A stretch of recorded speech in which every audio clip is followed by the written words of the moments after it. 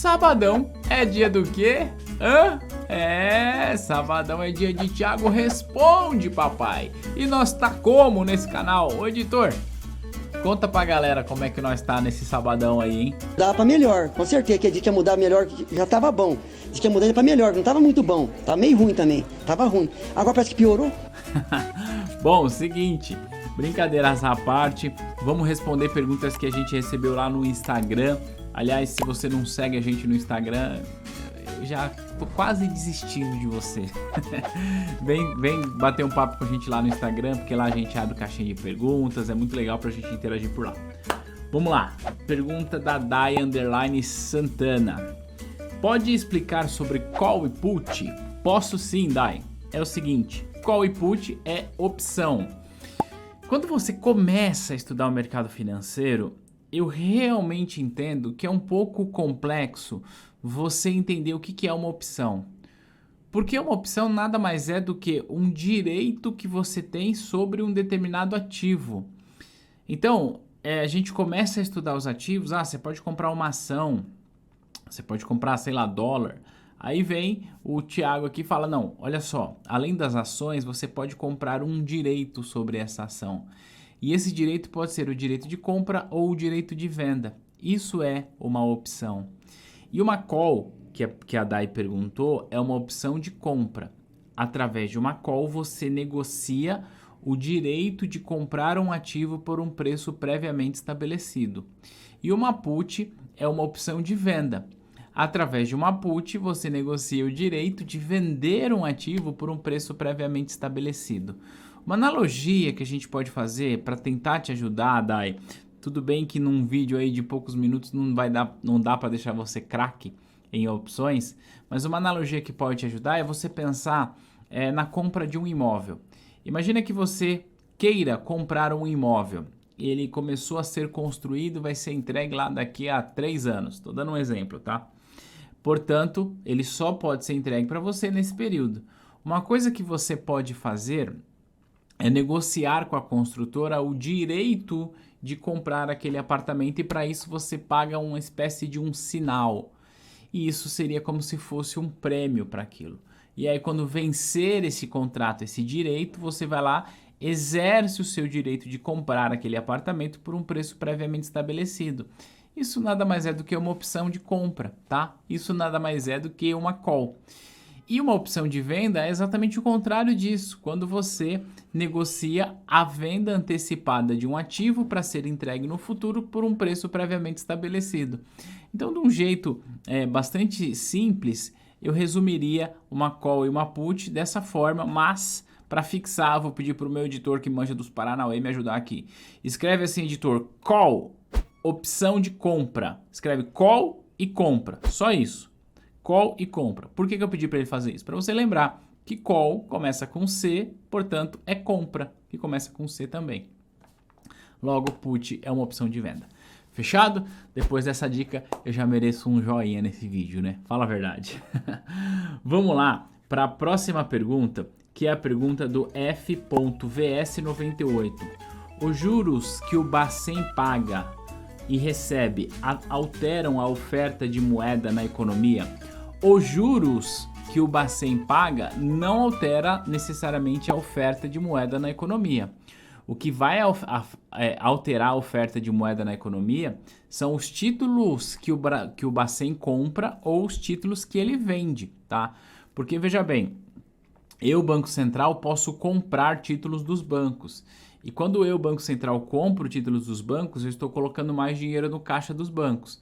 E se eu estou colocando mais dinheiro no caixa dos bancos, os bancos têm mais liquidez, portanto, temos uma oferta maior de moeda na economia.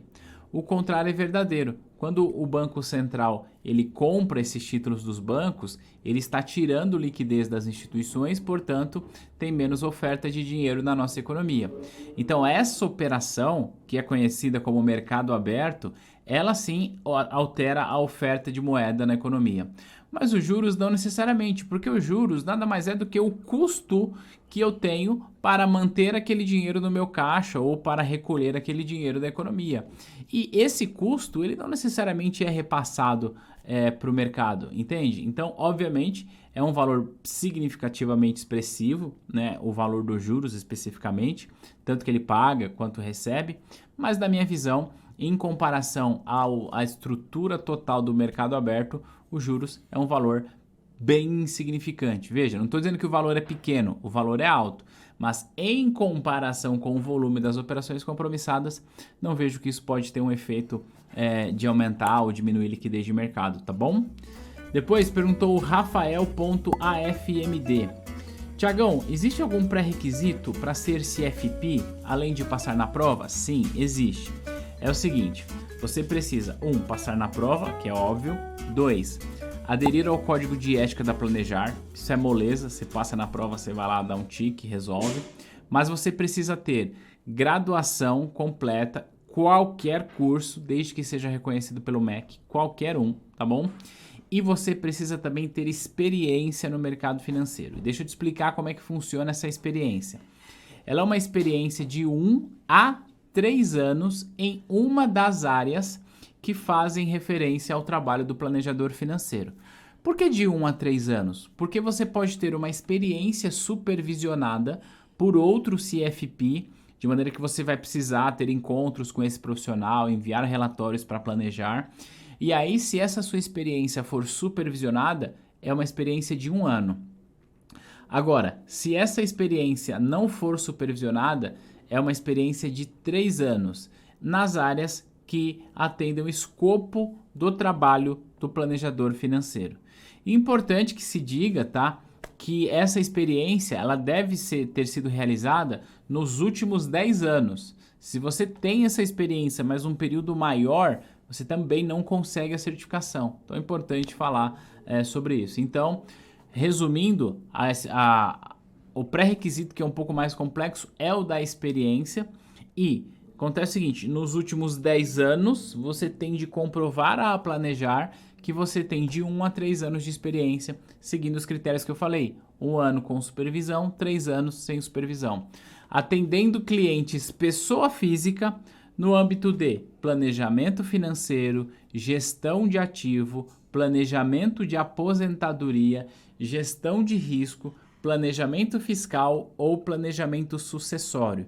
Se você atendeu clientes em uma ou mais áreas destas que eu citei, você pode ter a sua certificação CFP, tá bom? Beleza, Rafa? Depois perguntou a DDSSA.moura. Banco contra, sem experiência, mesmo tendo certificação? Eu imagino que aqui ela escreveu contrata, né? Mas o espaço é pequeno, enfim, é bastante comum. Sim, o banco contrata sem experiência, é bastante comum, é a coisa mais natural que tem. E a depender do cargo que você está se candidatando, o banco quer mesmo que você não tenha experiência, para ele formar você enquanto profissional.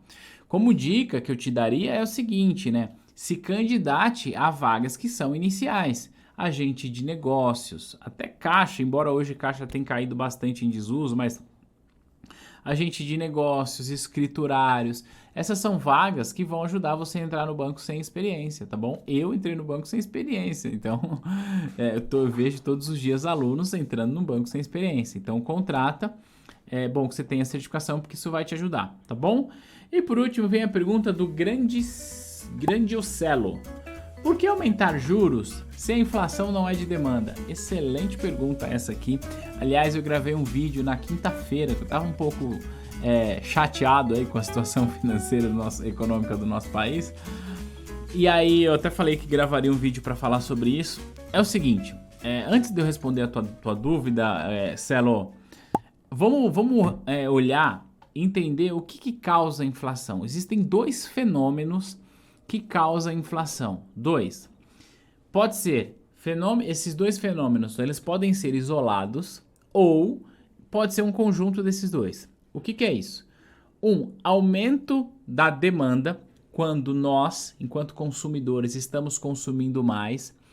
E se nós estamos consumindo mais e nós não temos aumento de produção, nós temos uma maior demanda para a mesma quantidade de oferta de produtos e serviços. Logo, o preço desses produtos e serviços tende a subir porque tem mais gente querendo comprar do que gente querendo vender. Então, isso é o que a gente chama de aumento de demanda. E tem um outro fator que pode gerar inflação, que é algum choque de oferta, algum problema na oferta, que aí a gente chama de inflação de custo, tá? Então, o que acontece? Quando o Copom muda a taxa de juros, como ele fez recentemente, a taxa de juros ela tem um impacto diretamente na demanda. É o Copom falando assim, olha, eu, Banco Central, quero que o dinheiro fique mais caro, porque se o dinheiro ficar mais caro, menos pessoas e menos empresas vão tomar esse dinheiro emprestado. E se menos pessoas e menos empresas tomarão esse dinheiro emprestado, menos dinheiro em circulação, teremos então menos consumo. E se temos menos consumo, o preço das coisas, na média, tende a ficar contido, tende a cair, portanto, tende a não provocar a inflação. Então, a taxa de juros, ela afeta diretamente na demanda. E a pergunta do, esqueci o nome aqui, que é o Grandiocelo, é o seguinte, poxa, mas agora a nossa inflação não é de demanda, então por que aumentar a taxa de juros? Eu concordo que agora a nossa inflação não é de demanda, nós estamos tendo uma inflação de custos, tá? E a principal razão pela qual a gente está tendo uma inflação de custos é a desvalorização do nosso real em relação ao dólar. O dólar em relação ao real subiu muito ao longo desse ano de 2021 e do ano de 2020. E aí, se a gente tem o dólar muito alto, isso gera um aumento no custo da produção. Então, nós temos dois fenômenos aqui causando a inflação. Primeiro é o aumento no preço das commodities no mundo. Isso serve para tudo, desde soja, trigo, petróleo. Então, isso está subindo, porque o mundo inteiro está demandando mais por esses produtos. Então, o preço desses produtos em dólar subiu.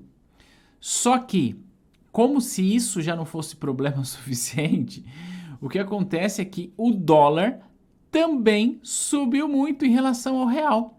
Então, o que a gente observa é que nós estamos sofrendo com a inflação. Diga-se de passagem, o Brasil tem a terceira maior inflação do G20, ficando atrás apenas da Argentina e da Turquia, tá?